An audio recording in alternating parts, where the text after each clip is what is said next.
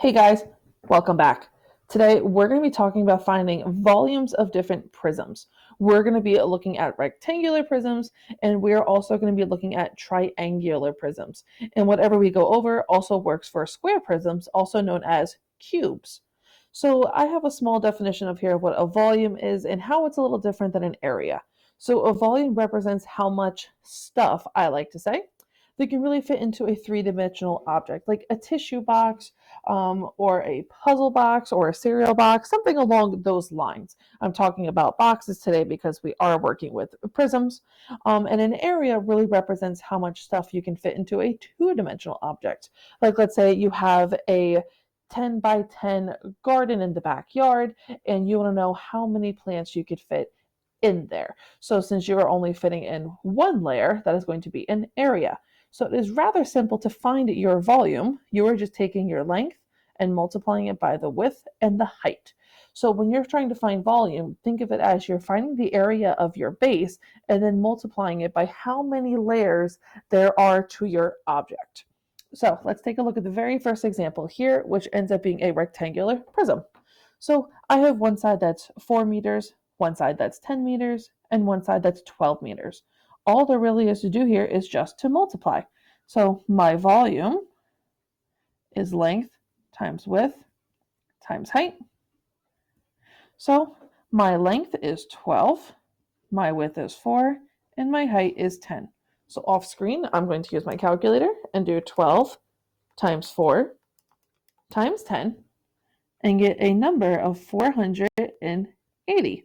So my units in this case is going to be meters, and it's going to be cubed. That's going to be represented with a 3. So anything raised to the third power is something called a cubic and represents something in the third dimension, which is the world that you and I live in. We live in a three-dimensional world. And that's all you have to do to find your volume for these rectangular prisms. So let's try the second example. So volume again equals length times width times height. So my length in this case is going to be 2 inches up at the very top right here. It's a little hard to see. My width is 7 inches and my height is 14. So 2 times 7 times 14, and that gives me a volume of 196. My unit is inches, and because this is a volume, it's going to be cubed. And now let's take a look at the triangular prism. So I do have a little note here when you are working with triangular prisms. Always think of your triangle as the base. So it might not always look like the base like it does here, but always use it as the base. It is a lot easier to find the volume if you consider it like that.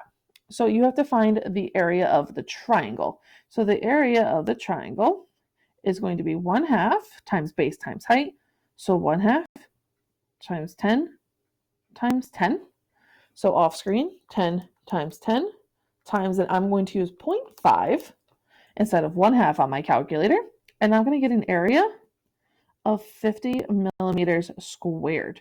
So I don't have to put my units just yet because I still have to take this area of this base and multiply by the height since there are 13 of these triangles stacked together. That's kind of like how you can think of it. So all I have to do now is 50 times 13. So off screen, 50 times 13, and I get a volume of 650 millimeters cubed. That's going to be represented with a 3. If you didn't want to use the 3, you could write, and I'll write it up here at the top, volume equals 650 cubic millimeters. You can represent it with a CU or the exponent of the 3 like I did for the 3 examples here. I hope that this tutorial was helpful for you. Please like and subscribe to the channel for more, and leave a comment below if you have any questions for me. And make sure you share this video with a friend who you think could benefit from this tutorial. Thanks for watching.